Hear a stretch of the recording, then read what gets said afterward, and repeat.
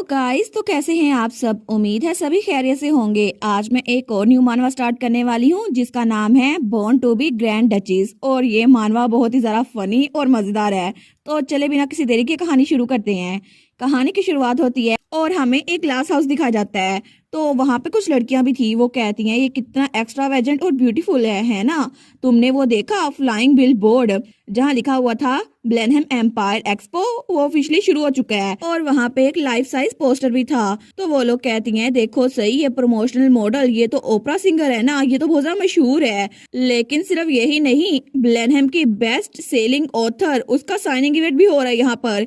इसके अलावा यहाँ हॉट स्प्रिंग टाउन भी बन चुका है। और तो और इसके अलावा यहाँ पर तो स्नो वाइन भी पेश की जाती है। ये सब कुछ हर ग्रेस आर्च डचेस की वजह से हुआ है। और वहाँ पे हमें हमारी हीरोइन दिखा जाती है जिसके ब्लॉन्ड बाल और ब्लू आंखें थी और वो बहुत ही ज्यादा खूबसूरत थी। लेकिन तभी वहां कोई आता है और उसके कंधे पे हाथ रखता है। वो कहता है एनेट, मैं तुम्हें कब से ढूंढ रहा था। और वो था हमारा हीरो आर्च ड्यूक।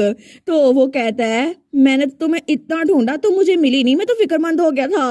वो कहती है क्या करे हो लोइस, लोग देख रहे हैं। लेकिन लड़की उनको देख कहती है ओ माई, ये तो बड़े लविंग कपल है। लेकिन तभी ड्यूक कहता है आखिर से फर्क क्या पड़ता है, मैं तो तुम्हें सुबह से ढूंढ रहा था लेकिन तुम मुझे मिली नहीं। तो हमारी हीरोइन सोचती है आखिर ये सब कुछ कैसे हो गया। मेरा प्लान तो यही था कि यहाँ आने के बाद 1 साल बाद मैं डाइवोर्स लूंगी और फिर यहाँ चली जाऊंगी। लेकिन जिस चीज को मैंने हाथ लगाया वो सब मैसिव हिट बन गया। और इसके अलावा मैंने cold hearted grand Duke of north, उसका दिल भी पिघला दिया। सीरियसली ये तो कितना हैंडसम है ना। लेकिन तब वो सोचती है क्या मैं सच में डचेस बनने के लिए पैदा हुई थी। और तब हमें 1 साल पहले का सीन दिखा रहता है और फ्रेज स्टेट जहाँ पर कहानी स्टार्ट हुई थी। तो वहां पे कोई चिल्ला कहता है ये तो हमारी फैमिली के लिए बहुत बड़ी बेइज्जती की बात है। उन्होंने मार्क्विस मैरिज के लिए सिर्फ 500 दानिश भेजे हैं। आखिर वो इतनी कम रकम कैसे भेज सकते हैं। उसके अलावा ग्रूम तो खुद भी नहीं आया, उसने अपनी जगह रिप्रेजेंटेटिव भेज दिया है। और तभी हमारी एंड वहां पर खड़ी हुई थी तो उसका डैड चिल्लाई जा रहा था आखिर वो ड्यूक होकर इतनी शेमलेसली एक्ट कैसे कर सकता है। तो हमारी सोचती है आखिर मैं ड्यूक को कैसे जानूंगी, मैं तो उससे कभी मिली भी नहीं हूँ। I mean, मुझे इस कहानी का प्लॉट तो पता है कि उसने अपनी जगह किसी और लड़की को भेज दिया है।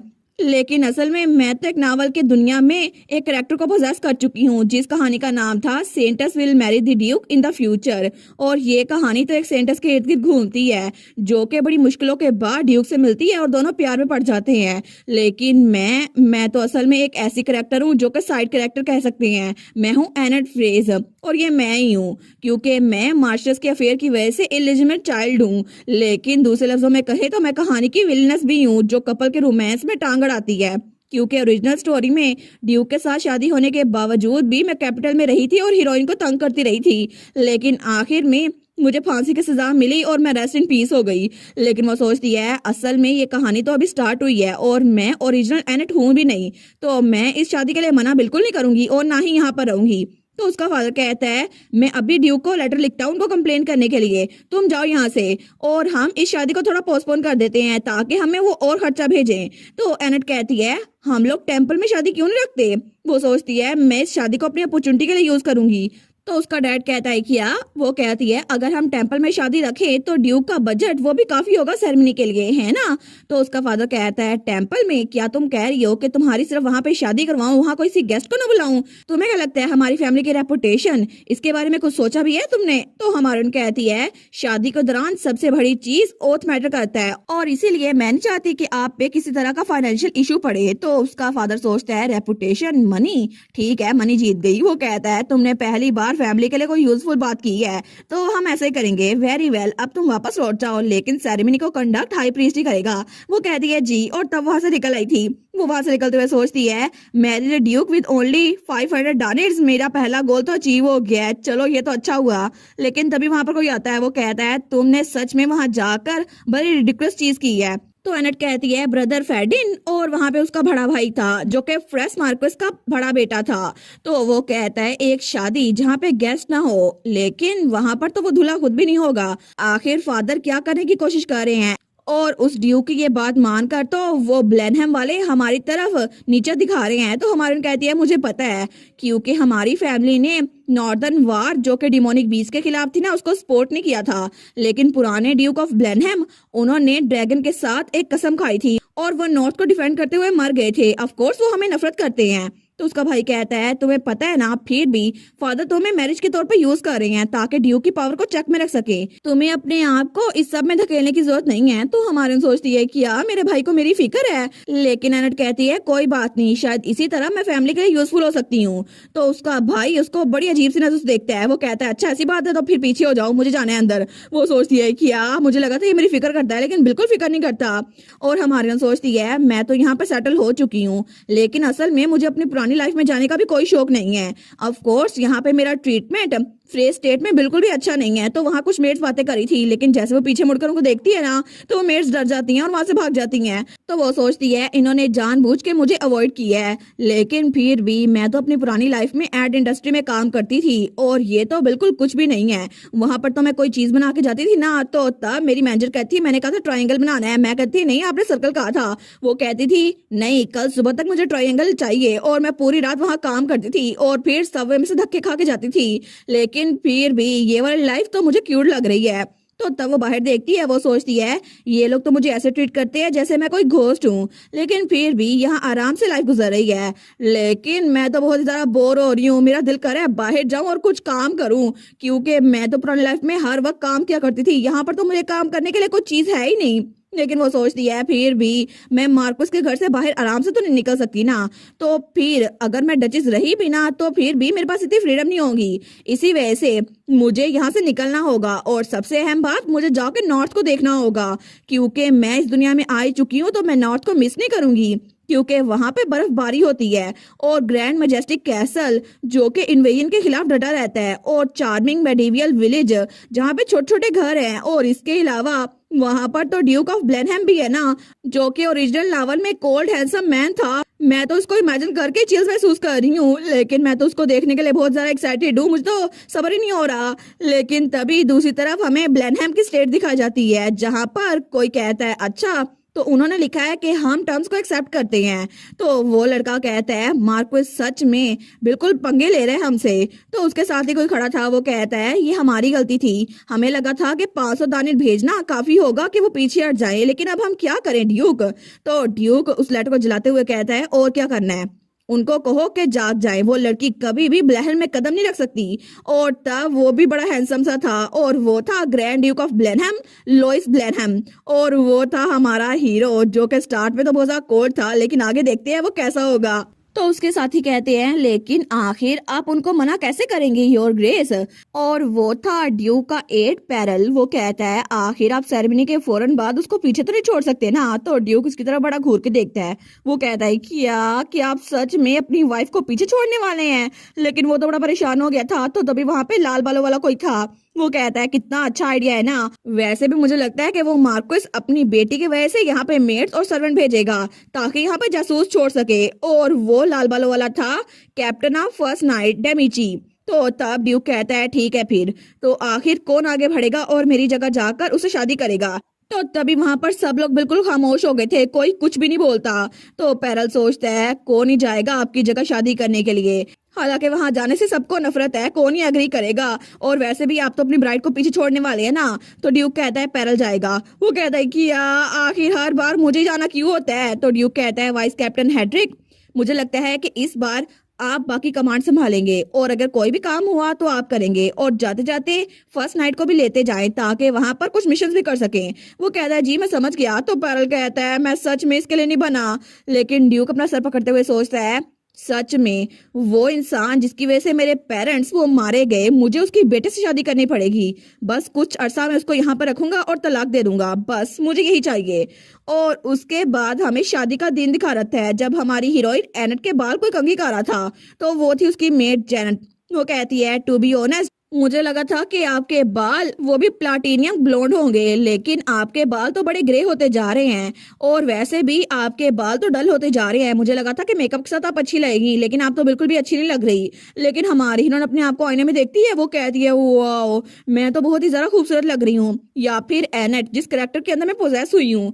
तो उसकी मेट कहती है मार्कस बड़े परेशान हो रहे हैं कि आपके साथ नॉर्थ में अच्छा सलूक नहीं किया जाएगा, उन्होंने तो आपके लिए पर्सनली न्यू अटेंडेंट भी पिक किए हैं। तो हमारी सोचती है परेशान, मेरे फादर मेरे लिए? बिल्कुल भी नहीं, उन्होंने वो सर्वेंट और मेड्स इसलिए प्रिपेयर की हैं ताकि उनको जासूस बना के भेज सकें। लेकिन वो दिल में सोचती है फिर भी चीजें वैसे नहीं जाएंगी जैसे मार्कस चाह रहे हैं। और तब हमें टेम्पल का सीन दिखा जाता है। तो प्रीस्ट कहता है हम लोग यहाँ पर गैदर हुए हैं दो नोबल सोल्स का यूनियन देखने के लिए। तो ठीक है, अब वो उसकी बारी। और वहां पे एनेट खड़ी थी और उसके साथ पैरल खड़ा हुआ था। लेकिन हमारी हीरोइन सोचती है अच्छा तो उन्होंने सच में अपनी जगह किसी और को भेज दिया। लेकिन ये तो जितना मैंने सोचा था उससे भी ज्यादा हैंडसम है, फिर भी ये इतना नर्वस क्यों है? और पैरल तो बकायदा कांप रहा था। वो कांपते हुए कहता है मैं हूँ पैरल ओटिस, जो कि लोइस ब्लैहम ड्यूक की जगह यहाँ पर उनसे शादी करने के लिए आए हैं। और मैं कसम खाता हूँ कि ड्यूक हमेशा डचेस के साथ रिस्पेक्टफुल रहेंगे। वो सोचती है सच में ये कसम खाता है, लेकिन ड्यूक तो ऐसा बिल्कुल नहीं लगता। लेकिन वो अपनी लाइंस बोलते हुए कहती है मैं हूँ एनेट फ्रेज, मैं भी कसम खाती हूँ कि पूरी लाइफ अपने पार्टनर के साथ लॉयल रहूंगी। तो तब प्रीस्ट कहता है ठीक है अब रिंग्स एक्सचेंज करें। तो तब अपना हाथ पैरल के हाथ पे रखती है, लेकिन उसका हाथ तो कांपी जा रहा था। वो सोचती है ये तो मुझे ऐसे ट्रीट कर रहा है जैसे मुझे कोई बीमारी लगी हुई है। लेकिन फिर भी चलो मुझे रिंग पहना दो। तो वो उसके हाथ में रिंग पहनाता है, तो वो भी उसके हाथ में रिंग पहना देती है। तो वो सोचती है ठीक है अब मैं ऑफिशियली डचेस बन चुकी हूँ। और तभी प्रीस्ट कहता है अब आप लोग ऑफिशियली मैरिड कपल बन चुके हैं, ड्यूक और डचेस। और तभी हमारी हीरोइन तो बड़ी खुश हो गई थी। लेकिन थोड़ी देर बाद उसकी मेट जेरेड वो वहां से जा रही थी। वो सोचती है फाइनली ये खत्म तो हुआ, मुझे अब फिर से उस इलिजिमेट चाइल्ड से फिर से डील करना पड़ेगा। तो आगे जाते हुए कहती है वैसे भी वो कोसा मार्कोस की अपनी बेटी है, जरूर उनकी वाइफ ने कहीं पर अफेयर किया होगा। लेकिन तब वो कमरे में आती है, वो कहती है लेडी एनेट।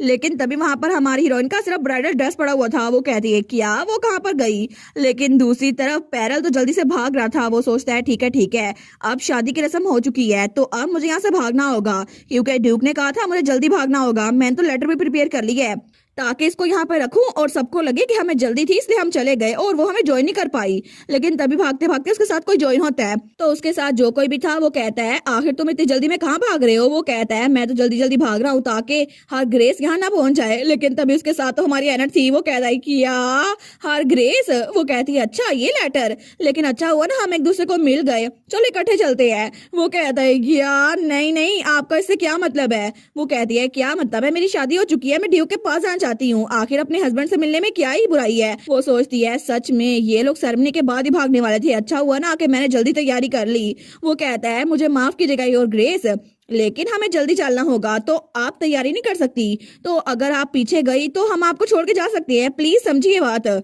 और वैसे भी आपकी तो कैरेज भी अभी तक प्रिपेयर नहीं हुई। तो एनेट ताली मारते हुए कहती है उसकी कोई फिक्र नहीं करो, वो देखो मैंने अपनी कैरेज खुद ही प्रिपेयर करवा ली है, देखो सही अच्छी है ना। वो कहता है कि आप इसकी बात कर रही हैं, इसके टायर से तो बड़ी अजीब सी आवाजें आ रही हैं, ये चल पाएगा? वो कहती है बिल्कुल ये चल पाएगा, मुझे लगता है कि इसके व्हील्स बिल्कुल अच्छे से काम करते हैं। लेकिन तब वो दरवाजा खोलते हुए कहती है ठीक है चलो हम चलते हैं। वो कहता है नहीं नहीं अभी ये इश्यू नहीं है, असल में रास्ता बहुत ज्यादा कठिन है तो आपको बड़ा मसला होगा।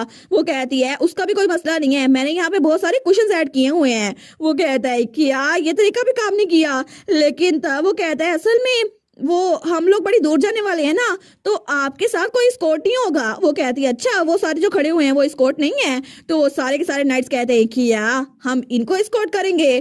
तो पैरल तो अपना सर पकड़ लेता है। तो पैरल कहता है प्लीज थोड़ी तमीज से बात कर लो, हर ग्रेस अब डचीज है। तो पीछे से हमारी हीरोइन कहती है अच्छा ये एम्पायर के टॉप नाइट्स है ना, ये तो डिपेंडेबल लग रहे हैं। लेकिन वो कहता है वेल ग्राउंड अभी भी इतना अच्छा नहीं है, रोड अभी भी मडी है। वो कहती है सर पैरल आपकी कैरेज आगे जाएगी ना तो फिर मसला क्या है? वो कहता है अच्छा फिर? तो वो कहती है ठीक है फिक्र ना करे, मैं आपको फॉलो करूंगी। तो तब वो अंदर बैठ जाती है। तो पीछे से पैरल तो बिल्कुल परेशान हो गया था। वो सोचता है मैं क्या बहाना बनाऊं, मैं तो कुछ नहीं कर सका। लेकिन तभी हमारी हीरोइन बगी के अंदर जब दरवाजा बंद करती है ना, वो सोचती है फाइनली अब मैं फ्रेश फैमिली से फ्री हो चुकी हूँ। वो तो बड़ी खुश थी कि अब मैं डची में जाऊंगी। लेकिन वो सोचती है सर पैरल तो बड़े सॉफ्ट हार्टेड लग रहे हैं, ऐसा लगता है वो बड़े नाजुक मिजाज हैं। लेकिन तभी दरवाजे पे दस्तक होती है। तो कोई कहता है योर ग्रेस, वो उसके भाई का एड था। वो कहती है हाँ क्या हुआ? वो कहता है असल में यंग मास्टर ने आपके लिए गिफ्ट भेजा है। वो कहती है मेरे भाई ने भेजा है? वो कहता है जी बिल्कुल, उन्होंने कहा था कि अगर आप जा रही हैं तो ये आपको दे दूं। तो वो उस गिफ्ट को देखती है। वो सोचती है आखिर उसे पता कैसे चला कि मैं जा रही हूँ? वो कहती है सच में उसने ये मुझे देने के लिए बोला है? तो वो कहता है जी बिल्कुल, आपकी शादी हुई है ना तो आपके वेडिंग गिफ्ट के तौर पर। और मार्कस तो यहाँ पे खुद खड़े हुए थे आपकी सेरेमनी को देखने के लिए, और आपके भाई ने आपकी पूरी सेरेमनी देखी है और फिर गए थे। वो कहती है कि वो मेरी मैरिज सेरेमनी में भी आया था, मुझे पता नहीं था। लेकिन थोड़ी देर बाद उनकी बग्गियां वहां से निकलती है, तो तब वो वहां से चली गई थी। लेकिन पीछे वो नाइट वहीं पर खड़ा था। तो तभी जेनेट भागती हुई आती है, वो कहती है माय लेडी आप कहाँ पर हैं, लेडी एनेट। तो वो नाइट कहता है जेनेट तुम यहाँ पर क्या कर रही हो। वो कहती है क्या तुमने लेडी एनेट को देखा बाई चांस। वो कहता है बिल्कुल, हर ग्रेस तो अभी निकली है एक्चुअली। वो कहती है क्या। वो सोचती है मार्कस ने कहा था कि सेरेमनी के फौरन बाद उनको वापस ले आऊं, लेकिन वो कहती है वो कहाँ पर गई हैं। तो वो नाइट कहता है और कहाँ पर गई हैं, ब्लेनहेम गई हैं ना, ऑफ कोर्स अपने हस्बैंड के पास। लेकिन दूसरी तरफ उनकी कैरेजेस वो थोड़ी आगे पहुंच चुकी थी और हमारी हीरोइन वो तो अपनी बग्गी में बैठी उसी गिफ्ट को देखी जा रही थी। वो सोचती है आखिर इस गिफ्ट का मकसद क्या है, मेरे भाई ने सच में ये मेरे लिए भेजा है। लेकिन वो सोचती है शायद उसको मेरी फिक्र हो रही होगी, तो क्या मैं इसको खोल के देखूं, ये तो वैसे भी मेरी वेडिंग का गिफ्ट है। तो तब वो सोचती है अभी कुछ दिनों पहले तो उसने मुझे धक्का दिया था कि साइड पे हटो मुझे गुजरने दो, तो सच में उसको मेरी परवाह तो नहीं होगी ना। लेकिन जैसे वो इस बॉक्स को खोलती है ना, तो उसमें से रोशनी निकल रही थी। वो सोचती है वाओ, इसके अंदर ये तो बहुत एक्सपेंसिव लग रहे हैं। और वहां पे पूरा सेट था ब्लू डायमंड्स का, जो कि बहुत ही ज्यादा औसम लग रहा था। वो सोचती है ये तो बिल्कुल मेरी आंखों के साथ मैच होता है, लेकिन क्या स्पेशली उसने ये मेरे लिए प्रिपेयर करवाया था। और उसके साथ एक नोट भी पड़ा हुआ था। वो कहती है एक नोट भी है, लेकिन इसका मतलब है कि वो इस बार मुझसे कुछ कहने की कोशिश कर रहा है। तो वो उस नोट को खोलती है, वहां लिखा था अगर तुम्हें हेल्प चाहिए हो ना तो आर्सन की आर्ट से मदद मांग लेना। वो सोचती है क्या सच में उसने मेरे लिए वेडिंग गिफ्ट प्रिपेयर करवाया, क्या उसको पता था मैं निकलने वाली हूँ। लेकिन इसका मतलब है कि उसने मेरी शादी को देखा था और उसको मेरी फिक्र थी, इसी वजह से उसने इमरजेंसी कॉन्टैक्ट के तौर पर मुझे ये दे दिया। लेकिन शायद उसको मेरी एस्केप प्लान के बारे में स्टार्ट से पता था और मैं फिक्रमंद हो रही थी कि ओरिजिनल प्लॉट को चेंज कर रही हूँ। लेकिन चलो अच्छी बात है ना, कोई तो मेरी साइड पे था ना। और इस वक्त मुझे लगता है कि मैं ब्लेनहम भी बिल्कुल ठीक रहूंगी ऑफ कोर्स। और थोड़ी देर बाद उनकी बग्गी एक साइड पर रुकी थी थोड़ा रेस्ट करने के लिए, लेकिन तभी सारे के सारे पैरल के पीछे पड़ गए थे। वो कहते हैं उसको पीछे छोड़ देते हैं। तो दूसरा कहता है अगर हमने उनको कैंप साइट में छोड़ा ना कोई उनको अगवा करके ले ही जाएगा। लेकिन तभी वहां पर एक और नाइट था जिसके ऑरेंज कलर के बाल थे। वो कहता है सब लोग कितने क्रूल हो रहे हो ना, एक नोबल लेडी के साथ ऐसा क्यों कर रहे हो तुम लोग। तो हमारे और छुप के उनकी बातें सुन रही थी। वो सोचती है चाहे कुछ भी हो जाए मैं हमेशा यहीं पर रहूंगी तुम लोगों के साथ। तो तभी जब वो पीछे देखती है तो वहां पे कोई और खड़ा हुआ था। वो कहती है क्या, तो वो उसकी तरफ बड़ा घूर के देखता है। वो कहती है नहीं नहीं मेरा ये मतलब नहीं था कि इनकी बातें सुनूं। लेकिन तभी वो उसको इग्नोर करके वहां जाने लगता है। वो सोचती है मैं जानबूझ के इनकी बातें नहीं सुन रही थी, प्लीज मेरी बात सुनो। लेकिन तभी वहां पे पैरल कहता है वाइस कैप्टन हेड्रिक आप यहाँ पर आ गए। सब लोग कहते हैं वेलकम बैक।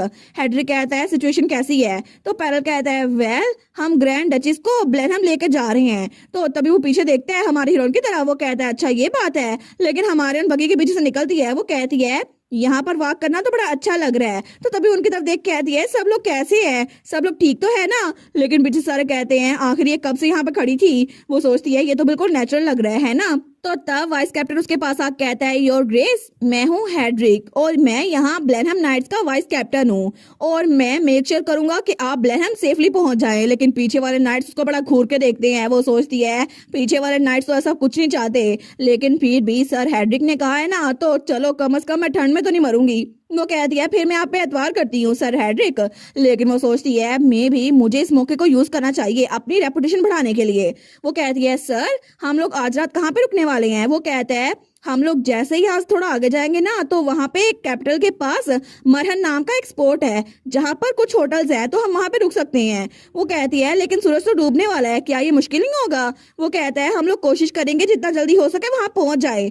तो तब हमारी कहती है हम लोग यहाँ पे जो करीबी राउजी इन है वहां पे नहीं रुक सकते, और वैसे भी मैंने सुना था यहाँ का खाना बहुत ज्यादा अच्छा है। तो पैरल कहता है लेकिन वो जगह वो तो कैपिटल के एंट्रेंस पे है, वहां पे तो हमेशा रश रहता है, मुझे नहीं पता कि वहां पे कोई रूम मिलेगा या फिर नहीं। तो एनेट कहती है क्या पता कोई रूम मिल ही जाए, हम लोग इतने क्लोज हैं तो एक बार चेक करने में क्या ही मसला है। तो पैरल कहता है लेकिन योर ग्रेस अगर वहां पे कोई रूम ना हुआ तो वाइस कैप्टन कहता है ठीक है राउजी इन चलते हैं। तो पैरल कहता है वाइस कैप्टन, वो कहते हैं अगर ज्यादा कमरे ना हुए हमें एक कमरा भी मिल गया तो हर ग्रेस वहां पे रुक सकती हैं, हम लोग बाहर कैंप लगा लेंगे।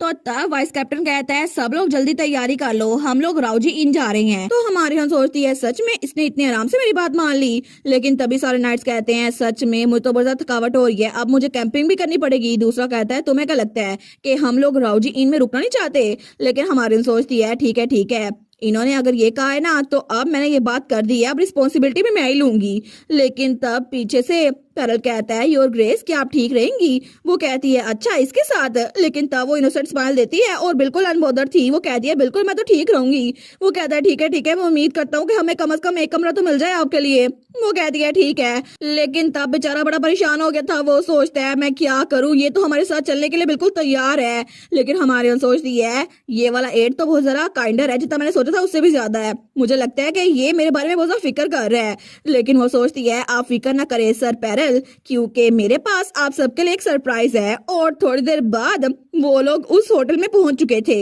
लेकिन तभी वहां से लियोन बाहर निकलता है। वो कहता है वाइस कैप्टन जैसा हमने एक्सपेक्ट किया था ना, यहाँ पे कोई भी रूम्स नहीं है। मैंने कोशिश की लेकिन उन्होंने कह दिया है कि यहाँ पे पहले किसी ने रिजर्वेशन करवाई हुई है।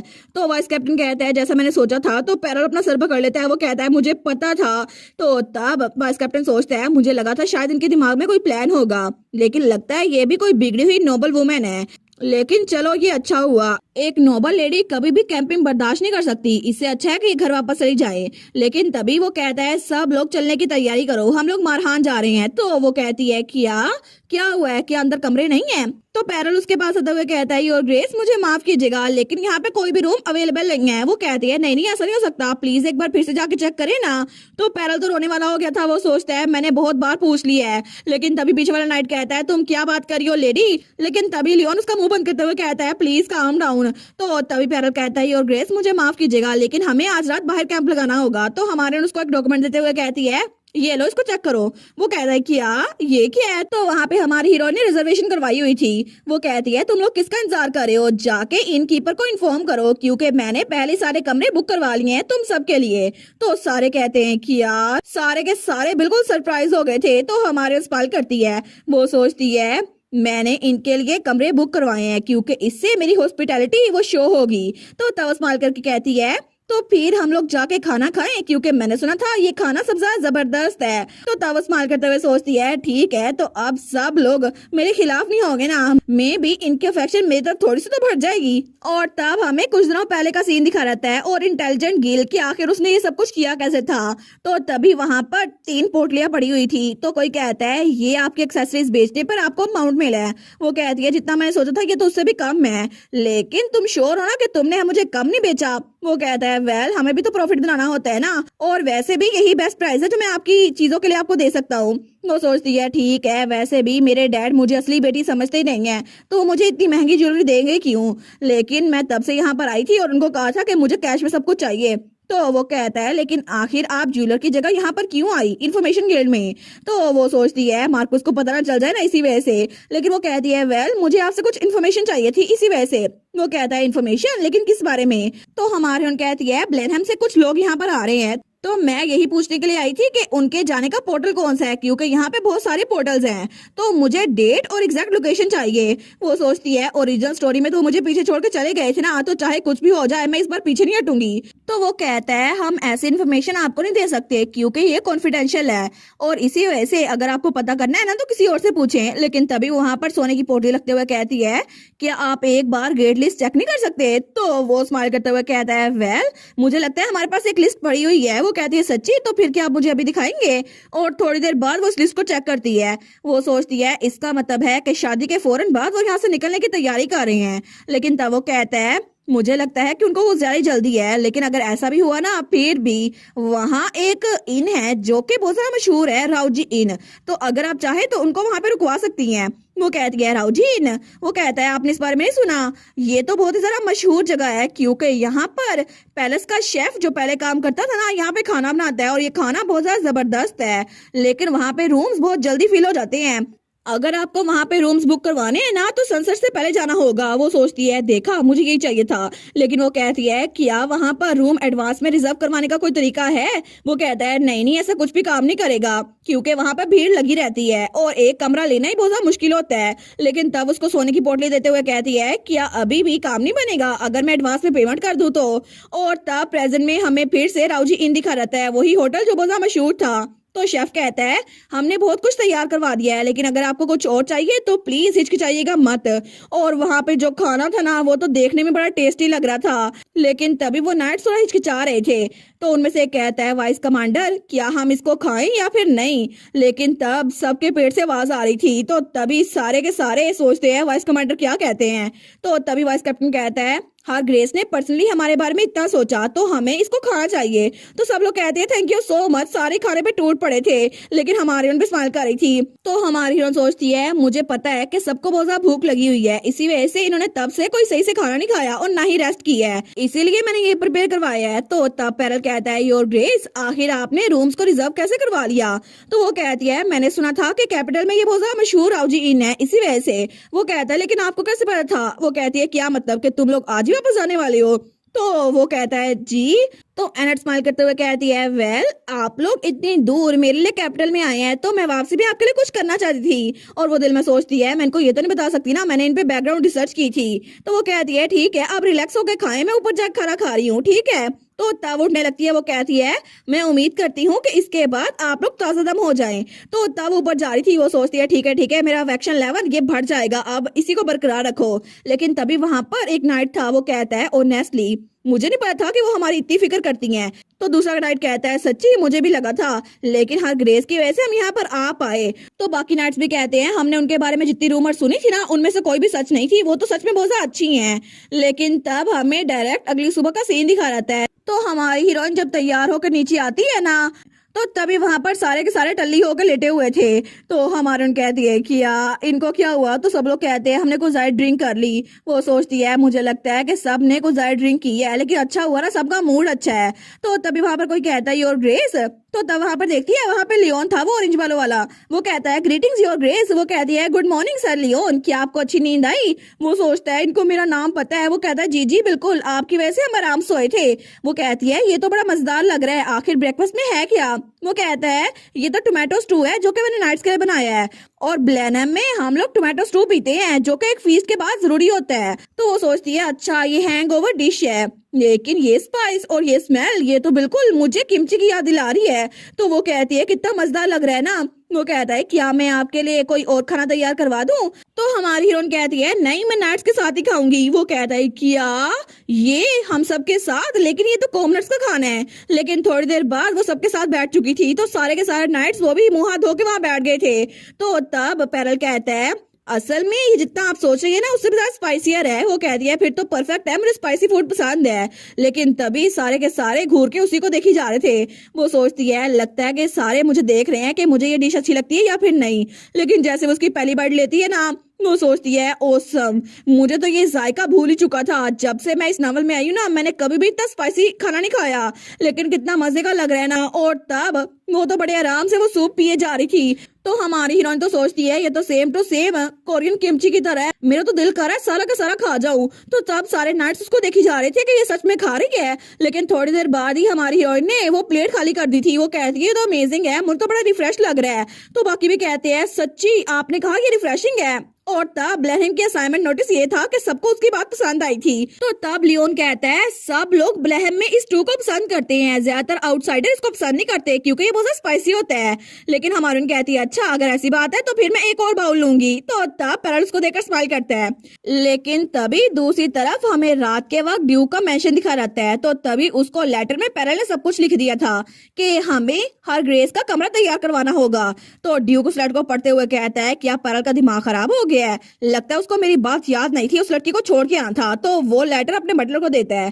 तो बटलर का नाम था वाइटली जो कि ब्लैनहम स्टेट का बटलर था। तो तब वो सारा लेटर पढ़ता है जिसमें पैरल ने सारी की सारी तारीफें लिखी हुई थी। वो कहता है मुझे लगता है कि हमें हर ग्रेस के पहुंचने से पहले उनका कमरा तैयार करवाना चाहिए। तो ड्यूक कहता है मुझे समझ नहीं आ रही कि मार्कोस की बेटी यहाँ पर आई क्यों रही है। कोई भी नोबल लेडी इस बात से ही बहुत ज्यादा बेइज्जती महसूस करती कि उसकी शादी में उसका दूल्हा आया ही नहीं है।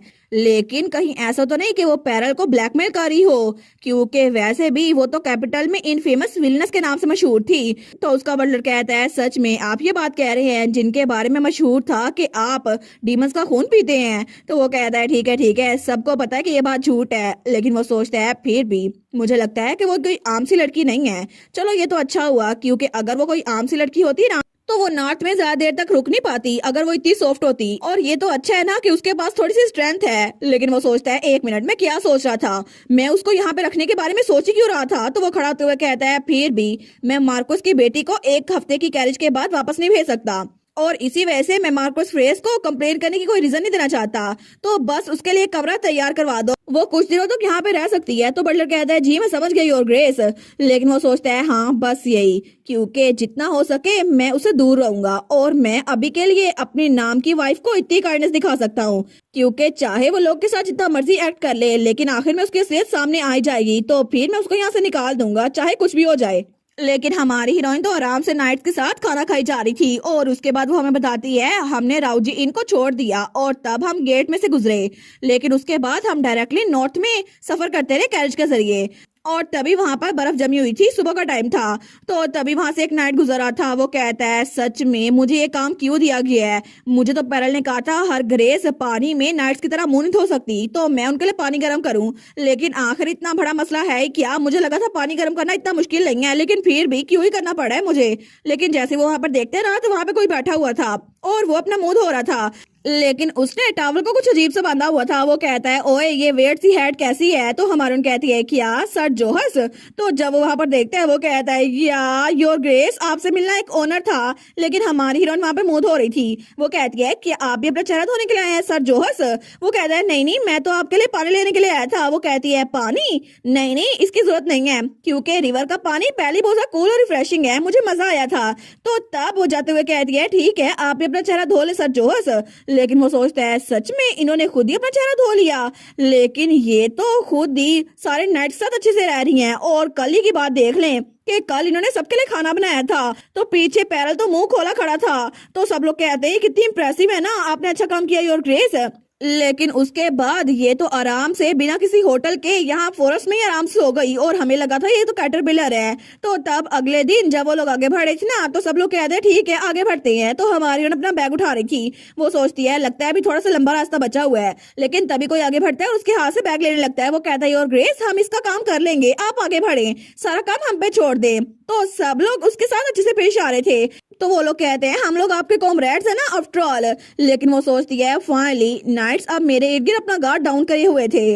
लेकिन तभी रात के वक्त वो सबके साथ बैठी हुई थी और वहां पे सबने आग जलाई हुई थी। वो सोचती है, सबसे पहले स्टार्ट में ये लोग कितने अनकंफर्टेबल थे ना, लेकिन ऐसा लगता है ये लोग अब मुझे बिल्कुल भी एक नोबल लेडी नहीं समझते। और वहां पे तो वो आराम से रम पिए जा रहे थे। लेकिन तभी एक नाइट उसके पास आता है। वो कहता है, योर ग्रेस इसको भी ट्राई करें, ये बड़ा टेस्टी है। वो कहती है, थैंक यू। लेकिन तभी वो उस चीज को खा रही थी। तो वो सोचती है, हम लोग जल्द ही ग्रैंड डची पहुंच जाएंगे, तो क्या उससे पहले मैं ड्यूक के बारे में इन्फॉर्मेशन ना पता कर लूं।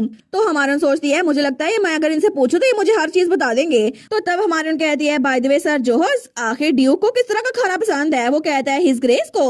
तो वो कहता है, ये कहना थोड़ा मुश्किल होगा, अगर उनको हम एक दरख्त भी खाने को दे देना तो वो खा लेते हैं। वो कहती है, अच्छा उनकी हॉबीज क्या है। तो लियोन कहता है, शायद बीस्ट को मारना आई सपोज। वो कहती है, अच्छा फिर उनकी पर्सनालिटी कैसी है। तो वो नाइट कहता है, अगर मैं कहूँ तो वो बहुत ज्यादा कोल्ड है, लेकिन कभी कभार तो वो पूरा दिन बोले बगैर गुजार देते हैं। तो लियोन कहता है, बिल्कुल मुझे भी लगता है कि अगर हम कहे ना कि आइसवाल कोई इंसान होता तो वो ड्यूक होते। वो कहती है, अच्छा ये बात है। लेकिन तभी पैरल कहता है, योर ग्रेस ड्यूक इतने अफेक्शनेट नहीं दिखते, लेकिन फिर भी वो अच्छे इंसान है ना सर जोहस सर लियोन। वो दोनों कहते हैं, अच्छा अच्छा ड्यूक की तारीफें करनी है। तो पैरल कहता है, ऑफ कोर्स हमारे लॉर्ड, मेरा मतलब है कैप्टन, वो तो बहुत ज्यादा अच्छे इंसान है। वो दिल में कहता है, प्लीज तुम लोग भी उनकी तारीफें करो ना। तो लियोन कहता है, बिल्कुल जब वो 15 साल के थे ना तो वो सबसे छोटे स्वॉर्ड मास्टर बन गए थे हिस्ट्री में। तो दूसरा कहता है, बिल्कुल वो तो अपना ओरा के जरिए बीस्ट को मार सकते हैं। लेकिन वो लोग तो उसकी तारीफ किए जा रहे थे, उनको अपने लोग के बारे में बड़ी फिक्र है। नॉर्थ तो प्रैक्टिकली ड्यूक का ही है, समझ ले कि ड्यूक से पंगा लेना किसी को भी अच्छा नहीं लगेगा। लेकिन तभी हमारी हीरोइन और पैरल दोनों शौक हो गए थे। वो सोचती है, मैंने ये तो नहीं पूछा था, लेकिन वो तो बिल्कुल पत्थर की बन चुकी थी। वो सोचती है, इसका मतलब है ड्यूक कुछ भी खा लेता है, बहुत ज्यादा स्ट्रॉन्ग है और उसे नॉर्थ से प्यार है। लेकिन इसका मतलब है कि उससे मैं जो कि मार्कुस की बेटी है उससे सख्त नफरत होगी। लेकिन आखिर मैं हूँ कौन? मैं एक ऐसे इंसान हूँ जो उन लोगों से भी डील कर लेती हूँ जो कि बहुत ज्यादा मुश्किल से अप्रोच होते हैं, क्योंकि मैं एड इंडस्ट्री से आई हूँ। तो ड्यूक तुम बस सब्र करो, चाहे कुछ भी हो जाए मैं तुम्हारा दिल जीत के रहूंगी। बस एक बार मुझे नॉर्थ में आने दो, फिर देखते हैं तुम्हारा दिल जीतना कितना ही मुश्किल होगा। और चलो ज्यादा नहीं लेकिन कम से कम मैं 1 साल तक तो वहां पे रुकने की परमिशन तुमसे लेके ही रहूंगी। बस तुम इंतजार करो मेरा, मैं आ ही रही हूँ। और इसी के साथ ये वाला पार्ट यहीं पर ख़त्म। तो आप लोग बताइएगा आप लोग को ये पार्ट कैसा लगा, और वीडियो को लाइक और चैनल को सब्सक्राइब लाजमी कीजिएगा। बाकी वीडियोस का लिंक भी स्क्रीन पर नज़र आ रहा होगा, तो काइंडली उनको भी चेकआउट कर ले। और thank you so much for watching my videos. Stay safe, bye bye.